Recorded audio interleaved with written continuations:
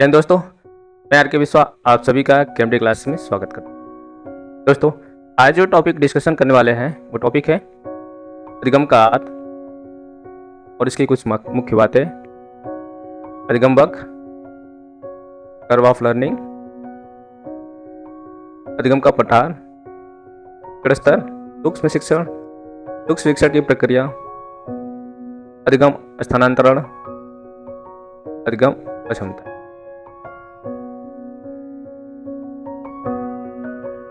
करते हैं लर्निंग क्या है, अधिगम क्या है। व्यवहार में किसी प्रकार के बदलाव, व्यवहार में किसी प्रकार के बदलाव जो अनुभव का परिणाम है और जो व्यक्ति को आने वाली परिस्थितियों का अलग तरीके से मुकाबला करने के तैयार कर सीखना कहलाता है। लर्निंग शब्द, अधिगम शब्द अंग्रेजी के लर्निंग का हिंदी रूपांतरण अर्थ होता है सीख, का अर्थ होता है सीख। व्यक्ति जन्म अवस्था से लेके मृत्यु अवस्था तक न कुछ सीखता जाता है। बचपन से ही प्रत्येक अपने जीवन में कुछ न कुछ सीखता रहता है। इस सीखने की प्रक्रिया तो कुछ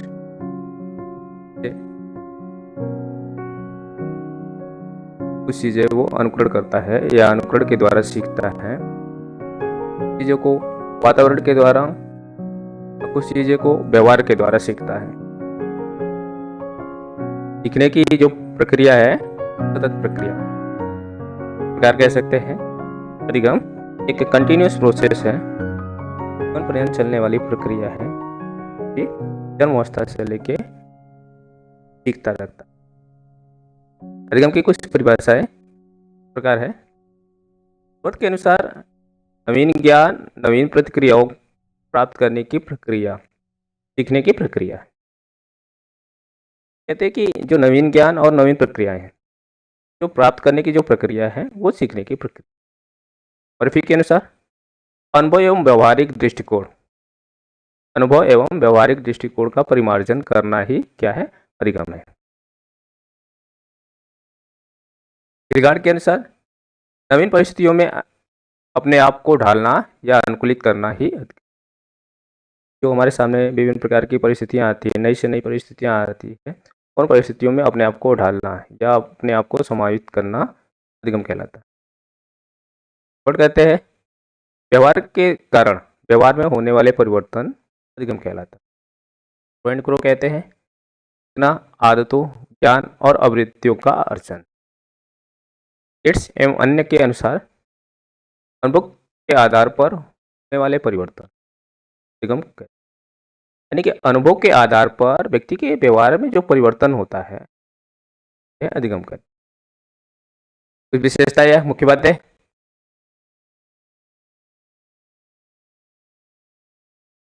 अधिगम अनुकूलन है, यानी व्यक्ति जब अधिगम करता है एक तरह का अनुकूलन है, किसी परिस्थिति में आपको अनुकूलित कर पाता है।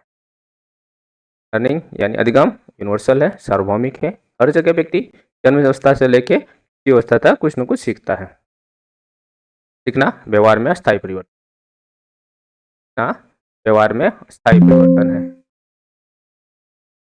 क्योंकि व्यक्ति के व्यवहार में परिवर्तन लाता है, वो भी परमानेंट चेंजेस लाता है। सीखना एक मानसिक प्रक्रिया है, मेंटल प्रोसेस है। सीखना समायोजन है, वो किसी भी परिस्थिति में अपने आप को समायोजित कर पाते हैं। खोज करना है। स्कूल में अधिगम परिवेश से सहभागिता द्वारा, स्कूल में व्यक्ति या बालक जब अधिगम करता है तो उसका जो एक परिवेश, जो एनवायरनमेंट मिलता है उसमें व्यक्ति सहयोग करता है, यानी सहभाग करता है, तो उसके द्वारा कौशलों और ज्ञान का अर्जन होता है और वो उसके व्यवहार में परिवर्तन लाने में सहायक होता है। सार्थक अधिगम यानी मीनिंगफुल लर्निंग एक समस्या व विशेष तरीकों को विचार करने के लिए प्रोत्साहित करना है। अधिगम यानी सार्थक अधिगम मीनिंगफुल लर्निंग है उसके द्वारा विश्लेषण, समालोचनात्मक सोच, समस्या समाधान, analysis, critical thinking and problem solving प्रक्रिया शामिल होती है। के द्वारा अगर एक व्यक्ति अर्थ तक अधिगम कर पा रहा है, का एनालिसिस करना, आलोचना समालोचना निकालना यानी कि तर्क करना, लॉजिक करना, साथ ही साथ समस्या का समाधान करना सीख जाता है। अधिगम अधिक सार्थक और प्रभावशाली होता है अगर यह मुख्यतः सेल्फ डायरेक्टेड हो तो। प्रारंभिक कक्षाओं में अधिगम प्रक्रिया के लिए करके सीखना लर्निंग बाय डूइंग अधिक कारगर सिद्ध होती है, बेहतर मानी। अधिगम के लिए विद्यालय के सामाजिक अवसरों में महत्वपूर्ण। अधिगम के मुख्य रूप सामाजिक क्रिया है, रूप से कह सकते हैं अधिगम क्या है, सोशल प्रोसेस। प्रभावी अधिगम के लिए शिक्षार्थियों यानी विद्यार्थियों का सक्रिय भागीदारी आवश्यक होता है। जब तक विद्यार्थी सक्रिय रूप से भागीदारी नहीं देगा तब तक वो कुछ सीख नहीं। सिखाने वाला कितना तत्पर हो, जब सीखने वाला तत्पर नहीं हो तो सिखाने वाला कुछ नहीं करेगा। इसलिए विद्यार्थियों की सक्रियता जरूरी है। क्लियर। बात करते हैं कर्व ऑफ लर्निंग, अधिगम वक्र। जब अधिगम की मात्रा, प्रभाव या क्षमता आदि को किसी माध्यम ग्राफ हो चाहे आरेख के माध्यम से प्रदर्शित किया जाता है तो अधिगम वक्र कहलाता है। इसमें अधिगम की न्यूनता और अधिकता और शून्य स्थिति को व्यक्त किया जाता है। कह सकते हैं जब अधिगम की अधिकता और अधिगम की न्यूनता और अधिगम की स्थिरता को ग्राफ या आरेख के माध्यम से जब प्रदर्शित करते हैं तो वो अधिगम वक्र कहलाता है। अधिगम वक्र 4 प्रकार के होते हैं। सरल रेखीय वक्र, स्ट्रेट लाइन कर्व। इसमें सीखने की गति एक समान होती है।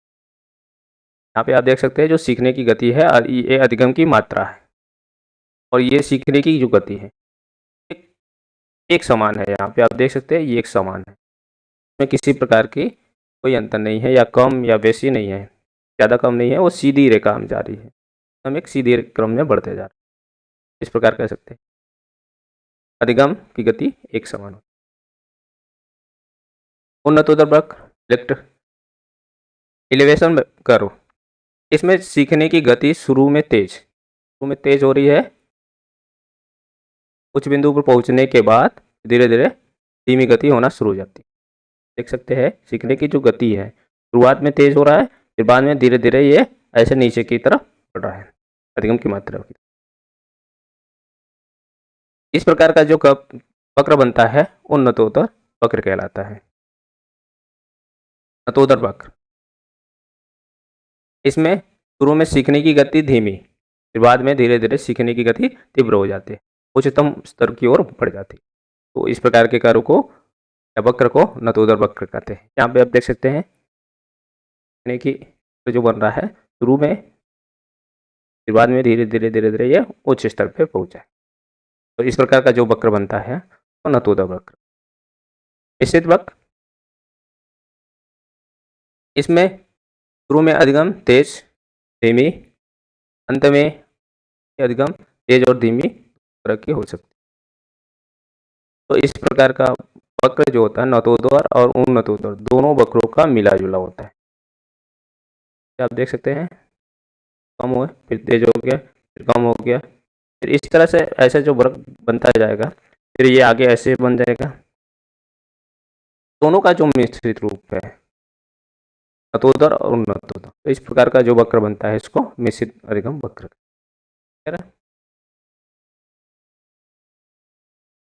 अधिगम का पठार, सीखने का जो पठार है, सीखने का पठार, इसमें सीखने की गति रुक जाती है, उसमें न तो उन्नति होती है न तो अवनति होती है। इस प्रकार का जो पठार बनता है अधिगम का पठार में अधिगम की गति 0 हो जाती है यानी शून्य स्तर पे आ जाती है। यहाँ से लर्निंग होगा, फिर यहाँ पे अधिगम का पठार।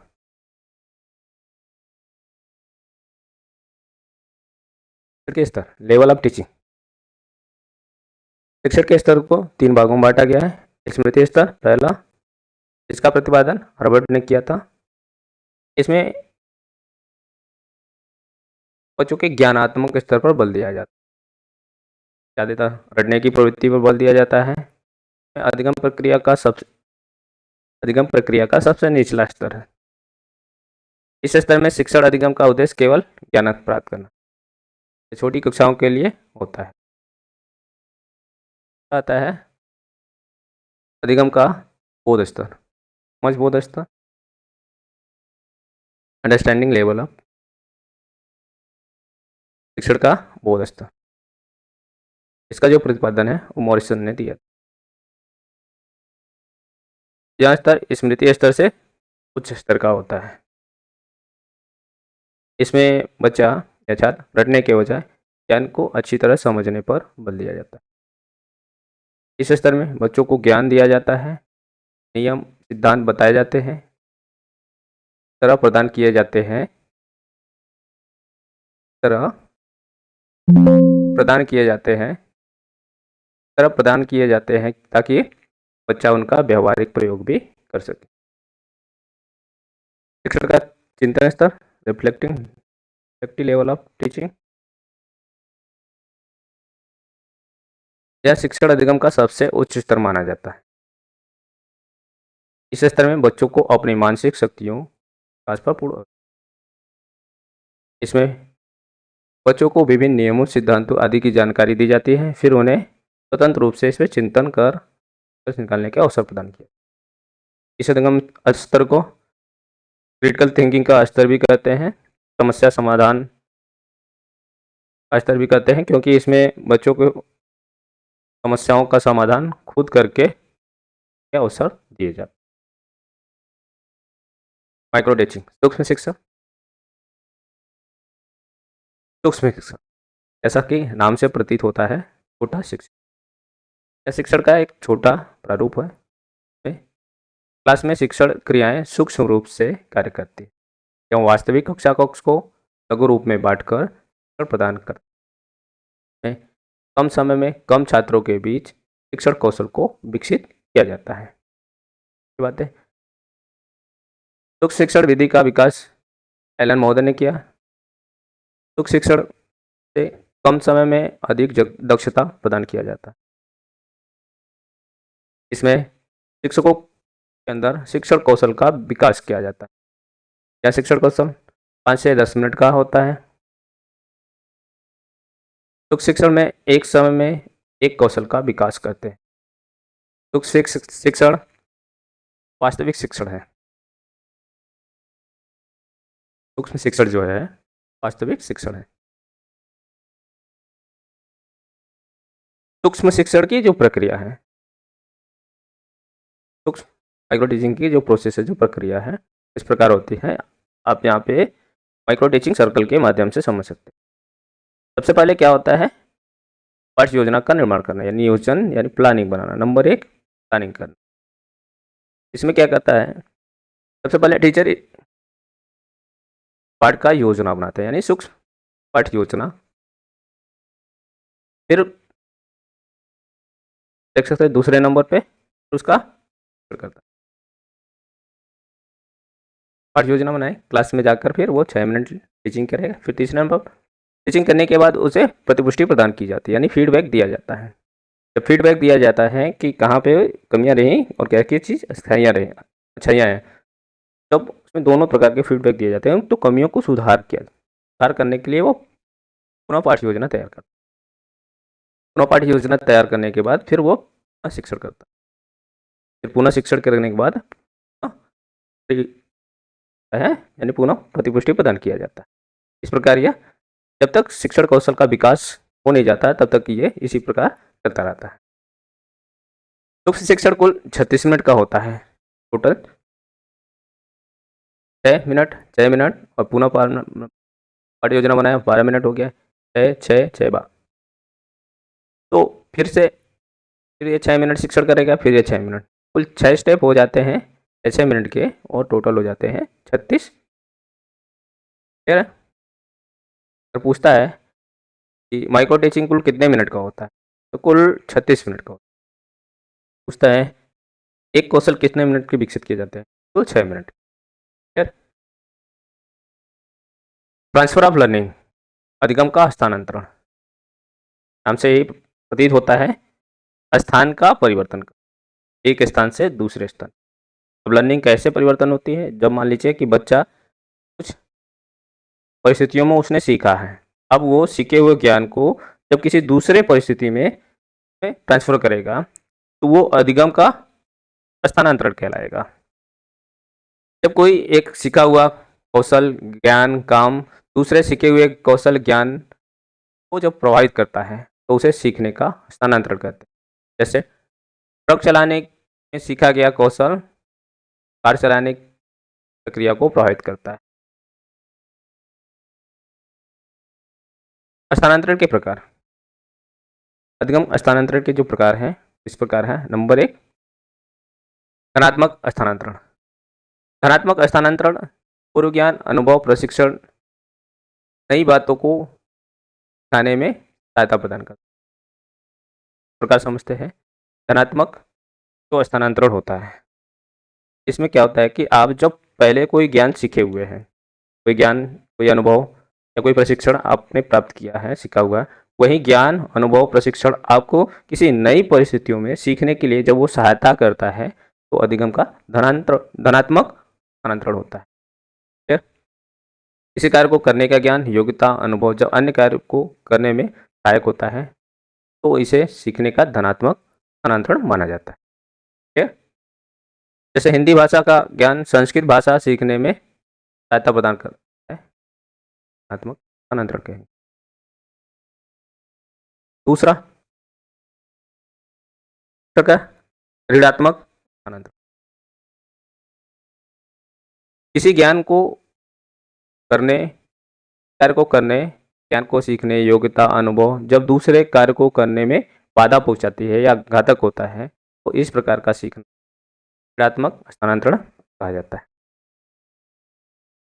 कह सकते हैं जब पहले सीखी हुई ज्ञान जब नई परिस्थितियों में बाधा उत्पन्न करती है ऋणात्मक हस्तांतरण होता है। जैसे तेज चलाने का अभ्यास, तेज चलने का अभ्यास दिल की बीमारी की स्थिति में अतः ऋणात्मक हस्तांतरण कहा जाएगा। चिकित्सक की सलाह के बावजूद धीमे चलने में बाधक होता है। तेज चलने वाले व्यक्ति है, डॉक्टर कहता है कि धीमा चलना है, तेज चलने वाला व्यक्ति कभी धीमा ही नहीं चल पाता इसलिए उसे बाधा पहुंचाती है, तो बाधा पहुंचाती है ऋणात्मक हस्तांतरण है। फिर आता है शून्य हस्तांतरण। सीखने की प्रक्रिया जब पूर्व ज्ञान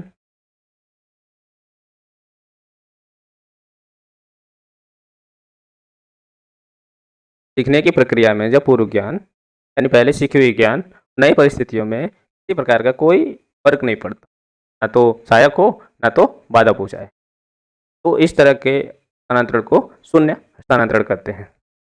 मान लीजिए जब कुछ ज्ञान आपने पहले सीखा है नई परिस्थितियों में वो किसी प्रकार से ना आपको सहायक हो रही है ना किसी प्रकार से आपको बाधा पहुंचा रही है, तो ऐसा जो हस्तांतरण होता है शून्य हस्तांतरण होता है। क्लियर है। और चौथा जो है क्षैतिज हस्तांतरण।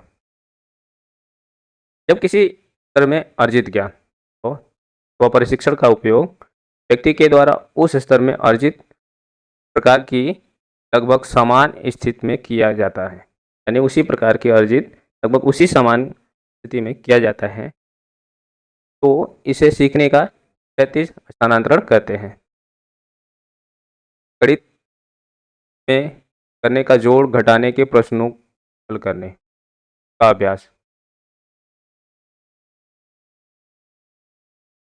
तरह के विज्ञान के अन्य प्रश्नों को हल करने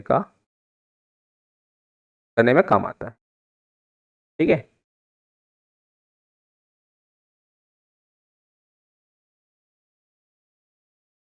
इसमें जोड़ घटाव करने का प्रश्न हल करने का अभ्यास रहता है, ठीक उसी प्रकार से विज्ञान के अन्य अन्य प्रश्नों को हल करने में काम आता है। ये परिस्थितियां सेम है, सेम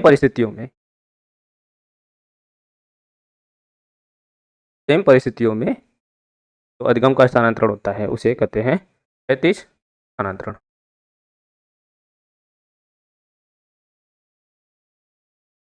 बात करते हैं लर्निंग अक्षमता है, लर्निंग डिसेबिलिटी। सीखने की अक्षमता होती है जो सीखने की क्षमता योग्यता में,